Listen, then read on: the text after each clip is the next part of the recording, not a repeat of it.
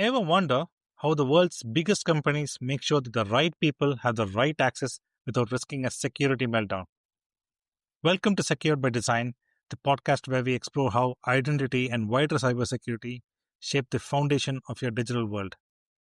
I'm Santosh, and in each episode, I will share insights and practical perspectives on how we can build security into every layer of technologies and business. From identity governance and zero trust to the latest cloud and compliance. Let's dive into what it takes to design security that lasts. Today, we're pulling back the curtain on modern identity governance. As the digital world grows more complex, the stakes get higher. But here's the good news. While the challenges are multiplying, the solutions are getting smarter, more automated, more intelligent, and more powerful than ever. Stick with me, and by the end of this episode, you will see how the magic really happens. Let's dive in. Does this sound familiar?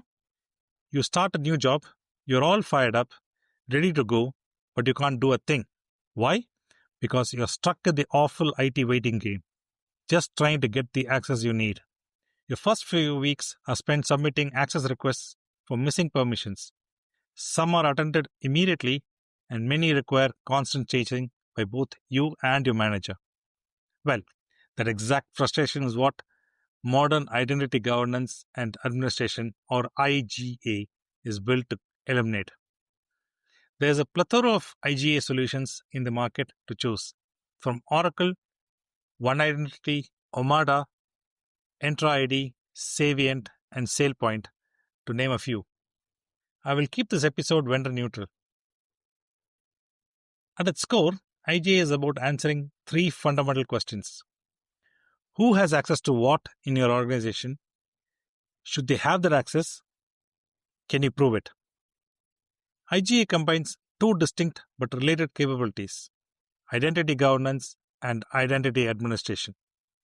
Identity administration deals with the day-to-day operational stuff like creating user accounts, assigning right permissions, managing credentials, passwords, etc. Think of it as the plumbing of identity management, the nuts and bolts that make things work. On the other hand, identity governance is the oversight layer dealing with things like who should have what access. Are we following the principle of least privilege? Are there conflicts where one person has too much power, etc.? So, why is this such a huge deal for businesses? Well, it really comes down to the unbelievable scale of the challenge. We are not talking about a handful of people and a few apps. We are talking about a massive tangled web of connections that can turn into pure chaos if you don't manage it right. First up, you got the people. A typical medium to large corporation can have thousands of different identities to manage. We are talking employees, contractors, partners, etc. Add to that the non-human identities like service accounts, automated bots, etc. Every single one of them needs different access. Handling the non-human identities is a huge topic by itself, demanding a separate episode, which we will see in the future. Now take all those people. They need to connect to a sprawling jungle of applications. You got your modern cloud apps like Office 365, but you've also got critical applications like Active Directory, as well as old school legacy systems chucked away in your company's data center. And here's where it gets kind of wild. You multiply those thousands of users by those hundreds of applications, and what you get is absolutely staggering. You're talking millions of individual permissions or entitlements that someone, somewhere, has to manage, track, and keep secure. Entitlements are the specific permissions or privileges granted to a user account within an application. It defines exactly what you can do, like read access, write access, your delete permissions on a specific file, access to a particular functions in an app, you name it. So that brings us to the big question. How on earth does a company control all this chaos? To really get it, let's follow the journey of a brand new employee, James, who, say, joins as a manager in finance team. We're going to see how a modern IGA platform handles his entire life cycle from beginning to end. Okay, so it's James' first day on the job. This is what we call the joiner phase. And the goal here is simple. Let James hit the ground running and be productive from day one, but also do it securely. The secret sauce here is something called birthright provisioning. It's a fancy term for a really smart idea. Instead of waiting for someone to manually request access for James, the system looks at who James is, his job title, his department, etc., and automatically gives him the baseline access he needs to do his job. For example, since he is a manager in the finance team, he will be given access to financial applications used in the corporation like NetSuite, apart from being provided standard end-user access to applications like Active Directory, email, HR system, etc. And the best part? This whole thing happens automatically. The second HR creates James's profile, the IGA platform sees it, it pulls the necessary core details about him, like first name, last name, job title, department name, manager, etc., and creates a user profile for him within the IGA platform. A rule kicks in to assign him standard manager access, and boom, his accounts are created. What's the end outcome? No waiting, no frustrating IT tickets. James is logged in and ready to work before he's even finished his first cup of coffee. Say James is now allocated to a new project which requires him to access new additional systems. He can now access the IGA's end-user portal, find the required entitlements, and request access to them. Mature IGA setup, the set of entitlements he would require would already be pre-packaged as a role in IGA. In that case, he submits a request for him to be added to that role. Here's how the access request process typically unfolds in a modern IGA system. It starts when James identifies a need for a specific application or resource to perform his job. He navigates to the company's self-service user portal, a centralized, intuitive dashboard, and formally submits his access request. This action triggers an automated approval workflow. Instantly, a notification is routed to his direct manager. The manager receives this request, often directly within an email or a dedicated approval inbox, with clear context for the decision. If the request aligns with James's role and responsibilities, the manager can click on approve directly from that notification, often without needing to log into another system. Now, depending on the sensitivity of the requested access, for instance, if it involves financial systems, privilege permissions, etc., the request may then be escalated for an additional approval. This could go to an application owner or a data custodian, etc. This multi-tiered approval ensures robust governance and risk management. If all required approvers grant their consent, the IGA platform automatically moves to the fulfillment phase. It seamlessly integrates with the target application like ServiceNow, Salesforce, or Active Directory and provisions the access for James, all without any manual intervention from the IT team. Conversely, if any single approver in the chain rejects the request, the workflow is halted immediately. James is notified of the decision and the access is not granted. Critically, every step of this process, the initial request, all approvals or rejections, timestamps, and the final outcome is logged in detail within the IGA system. This creates a pristine, indisputable audit trail for compliance demonstrations and internal security reviews. In essence, it transforms access control from a manual, opaque process into a transparent, efficient, and secure workflow that balances user productivity with organizational security. We all know people don't stay in the same role forever. So let's fast forward a bit. James has been crushing it and he's just been promoted to as a director in finance. This is the mover phase and it brings a whole new set of challenges. As a new director, James needs access to new things, maybe some sensitive financial reports. But what about all his old access? This is a critical moment. If you don't manage this correctly, people just keep collecting more and more permissions over time. This leads to what is called access creep which creates a huge security risk. This is where something called an access certification campaign comes in. Just think of it like a scheduled periodic checkup for permissions. Managers have to formally review their team's access and say, in this case, James still needs this, or no, he doesn't need that anymore. So during this campaign, James's manager gets a task from the system. They look at all of his access, the old stuff and the new requests for his director role. They can approve the new things he needs, and just as important, they can revoke the permissions he no longer requires.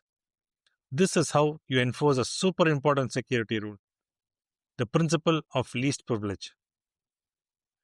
While campaigns like user manager campaigns are generally done annually, application owner campaigns might be done more frequently, say once a quarter for critical or sensitive applications. In this, the application owner reviews the access rights of users and certify for their application. This is also a requirement for meeting regulations like SOX, GDPR, HIPAA, and PCI DSS, to name a few. In short, access certification is not just an IT task. It is a critical business control that protects companies' assets, ensures regulatory compliance, and reduces risk. It's the ongoing maintenance required to keep your digital doors securely locked. Before the advent of IGA, this used to be done manually checking spreadsheet, which was, as you know, time-consuming, error-prone, and expensive for IT and businesses.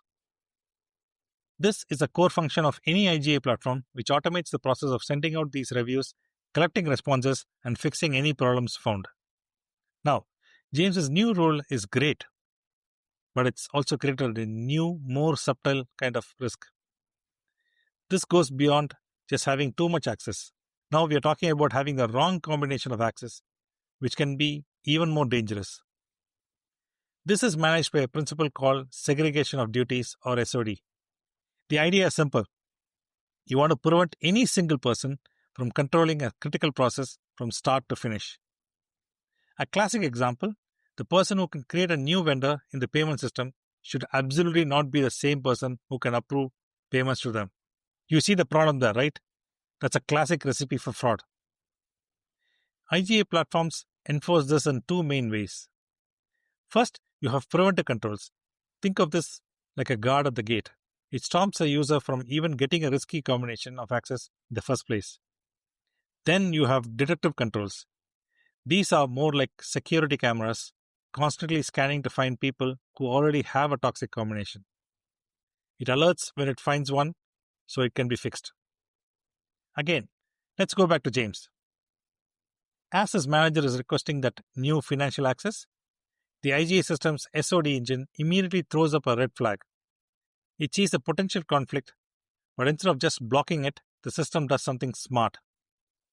It automatically routes the request to someone else, maybe the compliance department, for an extra layer of approval. It's not a hard no. It's more of, let's get a second pair of eyes on this just to make sure the risk is managed.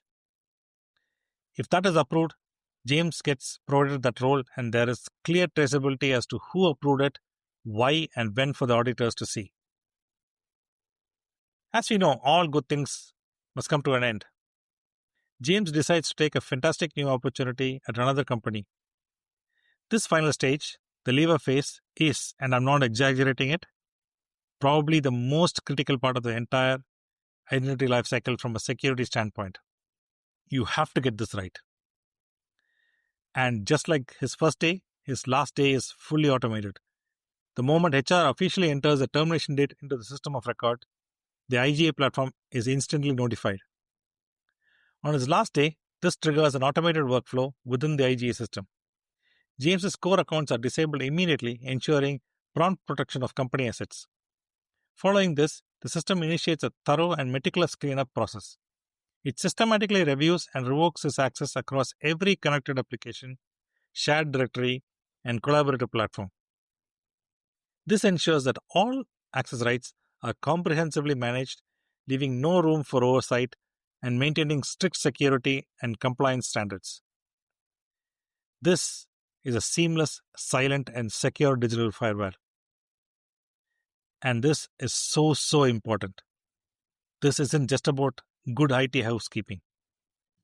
A terrifying number of data breaches are caused by ex-employees who still have access to systems long after they've gone. Automating deprovisioning on their last day is one of the most powerful security controls a company can have. This is also critical from a business perspective since this can prevent stale licenses costing the company. So, we have followed James through his entire journey from a joiner to a mover to a leaver, and what we have seen is a modern IGA platform does way more than just handout access. It provides a powerful framework for real intelligent governance. Many modern IGA vendors are expanding their vision beyond traditional identity governance. They're now offering what's known as a converged platform. Think of it as a unified command center.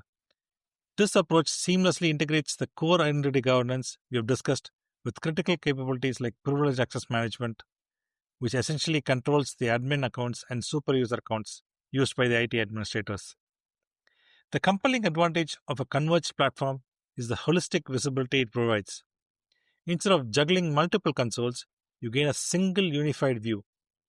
This gives you a complete 360-degree picture of every user's access, from their standard entitlements to their most powerful privileges, all in one place. We shall see this in detail on a separate episode in the future. So, when you boil it all down, what's the real value? Well, it's a huge win all around. You can massively increase security, you get much better compliance with a perfect audit trail, you get a huge boost in efficiency by automating all those manual tasks. And of course, you make people like James way more productive from the moment they walk in the door. Thanks for listening to Secured by Design. If today's episode gave you something to think about, subscribe and follow on your favorite streaming platform for more discussions on identity and cybersecurity. Please feel free to share it with your team. You can also connect with me on LinkedIn for updates and new episode releases. Until next time, stay secure, stay resilient, and stay secured by design.